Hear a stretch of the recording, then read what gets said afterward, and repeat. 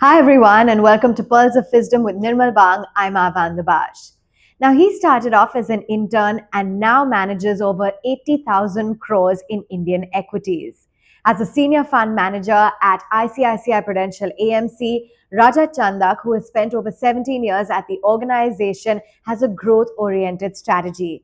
So, today, let's delve into that, understand a little bit more about what his philosophy is for the markets at a time when we're looking at a lot of macro headwinds, global headlines, what his long term wealth creation strategy is, and how you can hopefully benefit. Thank you, Rajat. What a pleasure it is to be with you. I just wanted to understand your long term outlook because you are of the view that valuations are looking a bit stretched at a time like this. What are you sensing? Is it time to have a more defensive strategy in the markets? And thank you for having me, first of all. Um, the valuations on the market side are definitely on the higher side Hmm. compared to its own historical averages. Even though I am personally of the view, it's only 10 to 15% premium versus historical average, so it's not a stretch per se. Right. But surely, I think we could go through a phase of consolidation in the markets, thanks to all these global uncertainties Hmm. which are at play. But I'm also of the view that world is so complex these days, Yeah. last few years, that Hmm. every year you would have something or the other Hmm. which would keep impacting markets sentiments, etc. So these are parts and parcel of the game actually. Yeah. So yeah, slightly cautious on valuations front, but at the same time I would say that there are enough opportunities still in the markets Okay. where valuations are not that expensive and outlook is also reasonably okay for some of the businesses. So you can always do some work and pick and choose some of these ideas. So, where are you picking and choosing those ideas? Where are valuations as of now, according to you, comfortable? I think one theme which I am reasonably positive on is domestic discretionary consumption. Okay. If you look at some of the macro indicators, a lot of things are falling into place for demand to pick up. For India, actually, inflation right now is reasonably benign. Interest rates are being cut by the central bank. Liquidity is pretty decent in the economy. Again, helped and supported by the RBI. And balance sheets of corporates or of government all are in decent shape. But still, what is lacking is demand growth. The aggregate demand growth, in my view, has been sluggish Hmm. for a few quarters now. Yeah, recovery in general has been a bit sluggish, would you Exactly, it say? has been sluggish and elusive for some time. But again, thanks to good monsoons, which we are having at this point of time, should also help kickstart, demand on the consumption front. So lower interest rates, lower inflation, good monsoons. You also had tax benefits Yeah. in the recent budget on the income tax front, Hmm. which leaves some more money with the citizens to spend, hopefully. And all of this should come together at some point of time in the near future is what I am hoping. The Okay. government also is pushing growth with various policies, giving push to manufacturing, incentives, etc. So yes, I'm reasonably hopeful that demand should pick up. That's the only missing piece at this point of time for the economy in my personal view. Okay. So, and if you look at valuations or sentiments towards some of these sectors, Hmm. consumption oriented, it's not been that great, thanks to lower growth which Yeah. these companies are going through. And as and when growth picks up, I have seen in my career of 17 years, any place where growth picks up, there is money to be made. Okay. Now, you follow this consistent bottom up strategy, but at a time when, the markets are very macro driven, be it Fed outcome, crude oil prices, election impact, wouldn't it be premature to maybe ignore a top down approach in a market like this? Or is that the strategy to go? What's the rationale? See, we all have to be aware about what is happening Yeah. on the macro front, especially globally, Mm. because you look at just last 3 or 4 years, right? There have been enough geopolitical issues, be it Russia, Ukraine, be it Israel, be it the tariff wars which are still ongoing. So But at the same time, what I have concluded is, every year you will have something like this or the other. Yeah. So you have to live with it. Today it's XYZ thing, tomorrow it can be ABC, and every year you would have some or the other global challenge, uh, posed to the markets, if you ask me. So that is why I think bottom up approach is still Okay. is a better way to go. As I said, I can't ignore what's happening on a top down basis, Okay.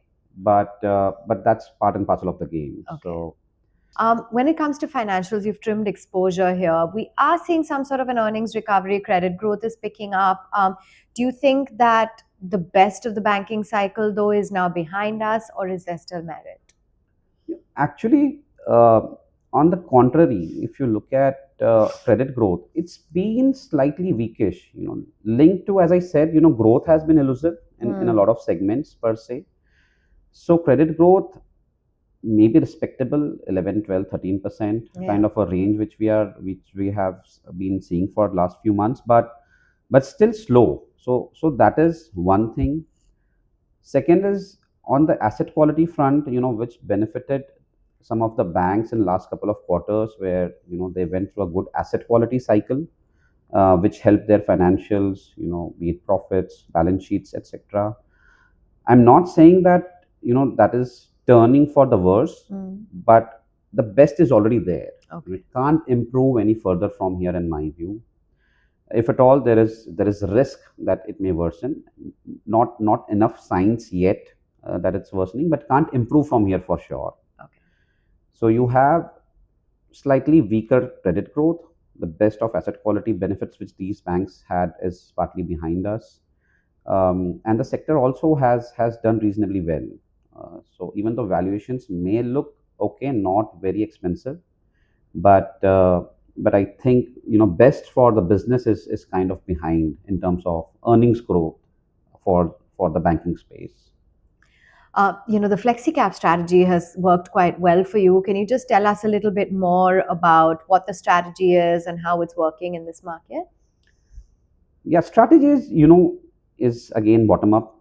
Uh, the best thing about FlexiCap as a product or a strategy is it's the most flexible product in pure equity format in terms of market cap allocation. So be it small cap, be it mid cap, be it large cap, there is no restrictions on the floor and ceiling of how much I have to have small cap or how much I have to have large cap, etc. So that freedom is left entirely to the fund manager of this category. So that's the best thing. Um, as I mentioned, bottom up is the key. How I look at. So I think 65 to 70% of the fund which I look after is more bottom up. Obviously, as a fund manager, we also have to be cognizant about benchmark, because ultimately we have to create alpha over benchmark. Peers is one thing, but benchmark is another thing. So we have two goals to take care of.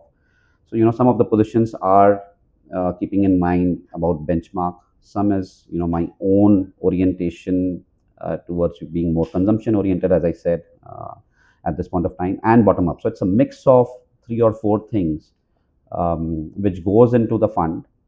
I generally don't take cash calls, so mostly Okay. fully invested in FlexiCap. That is another thing, and it's a buy and hold strategy. So Okay. I would invest if I'm convinced on a particular company or a business, then I'll just buy and hold it for a reasonably long time. Okay, fair. You've spoken about opportunity within the mid and the small cap space as well, and we have seen a bit of a run up already. So, how are you looking at the market opportunity, the liquidity risk over here? Liquidity is always a risk in small caps and mid caps, especially for the quantum nowadays, which the industry is getting Yeah. in that category, including FlexiCap. So that's a challenge for sure. Um, but as I said, right, there is always enough opportunities to pick and choose from. We at ICICI Prudential ourselves cover more than 600 stocks internally. Yeah. Okay, and so by just definition, more than 300 or 350 names are falling into the small cap definition.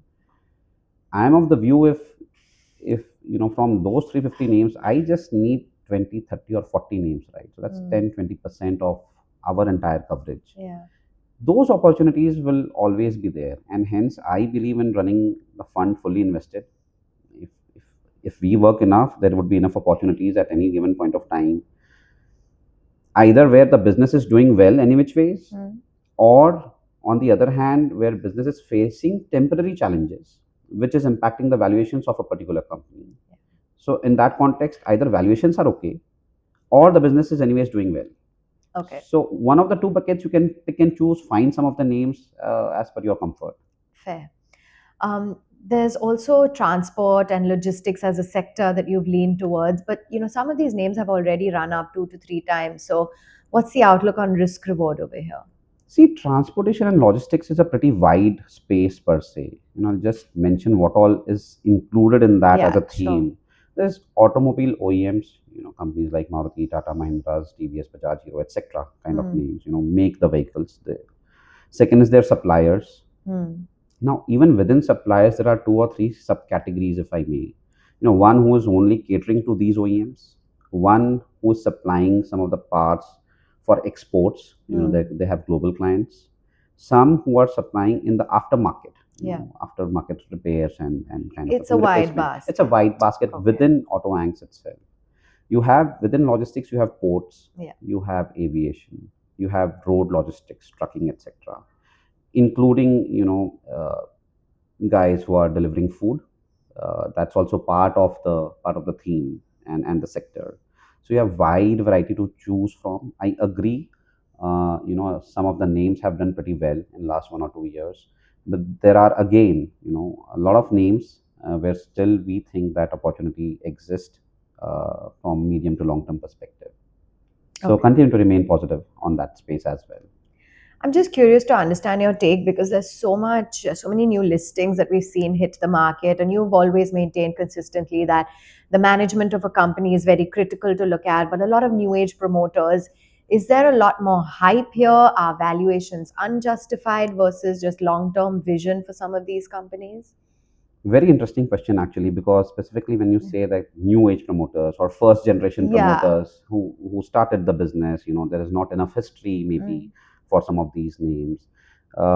That's where research part comes in. We as a team try to check a lot more qualitatively in terms of getting feedback about the promoters or the management or the organization itself by talking to their competitors, their suppliers, their distributors, if at all, ex-employees, etc. So try. It's obviously a lot more qualitative in that context, Okay. but it definitely gives you a taste or feel of whether an organization is strong.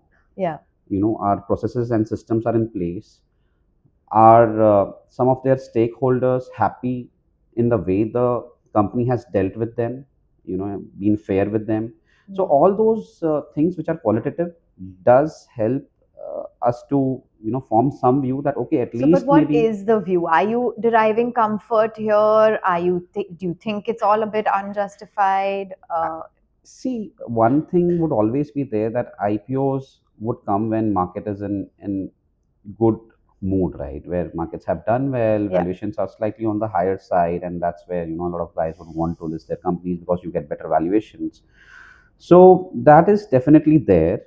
But again, it depends on case by case basis. Where some of the companies are still reasonably valued, which are coming for an IPO or which have come recently for IPOs.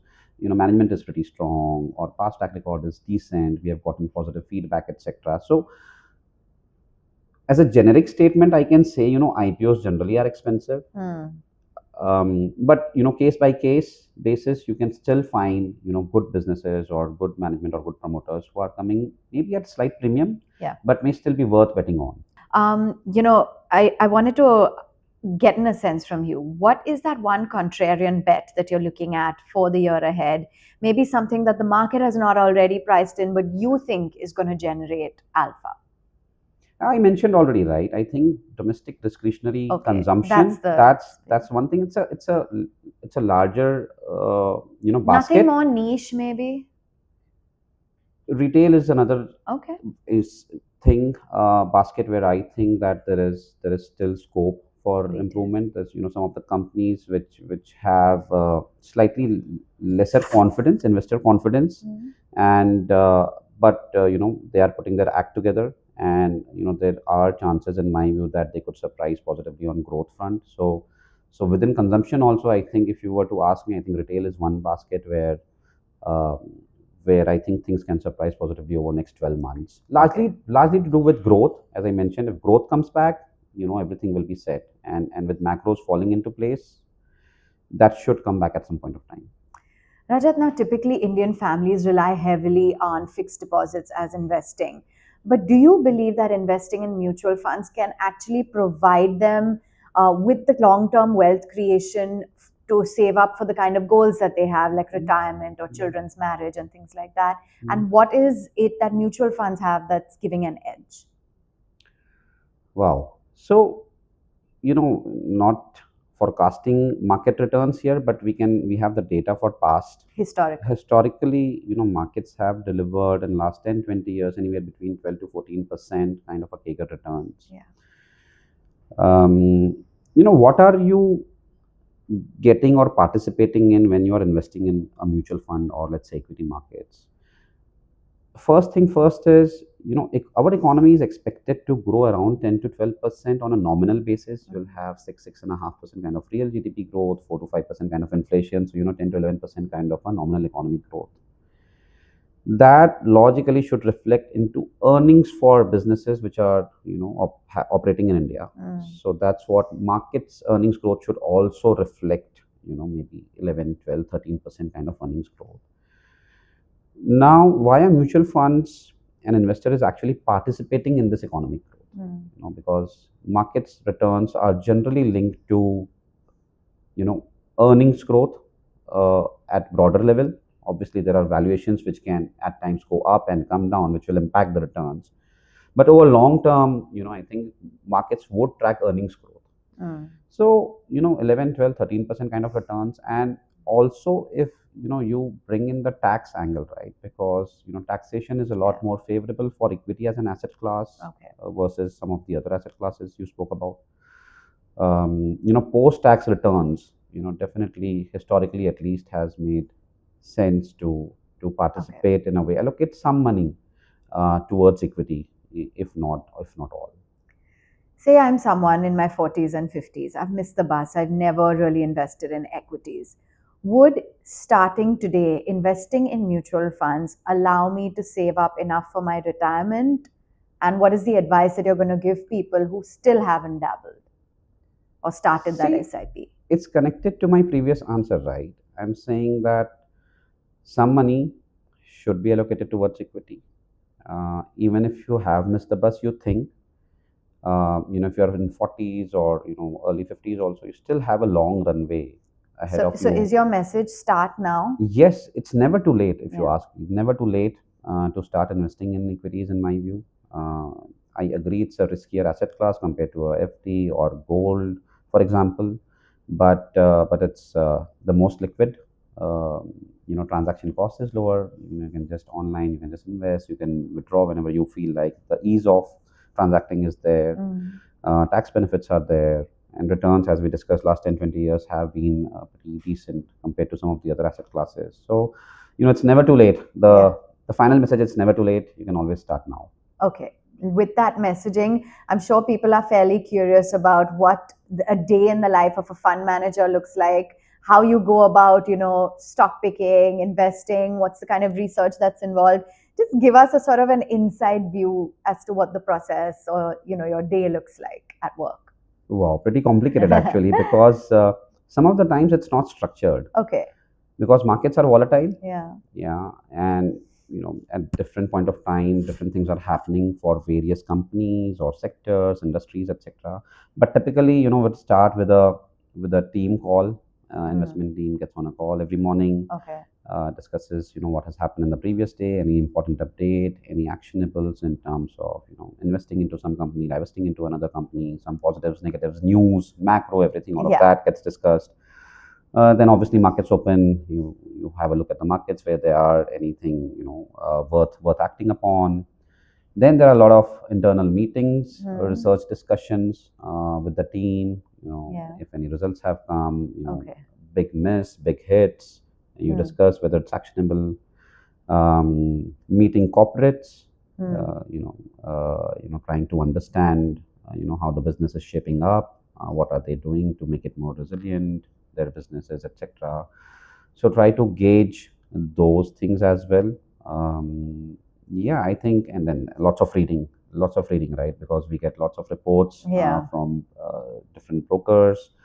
They are doing their own research, which all of it our team can't do. So they act as support for us.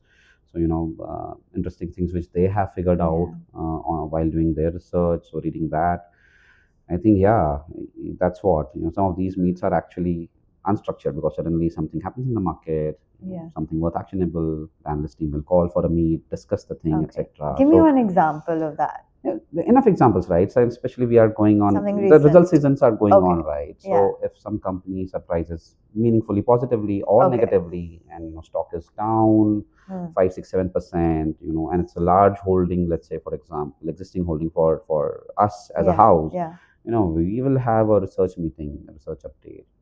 Analysts will be there, some experts will be there, who have earlier tracked those companies. We have Okay. enough senior people in the team who have tracked all the sectors earlier.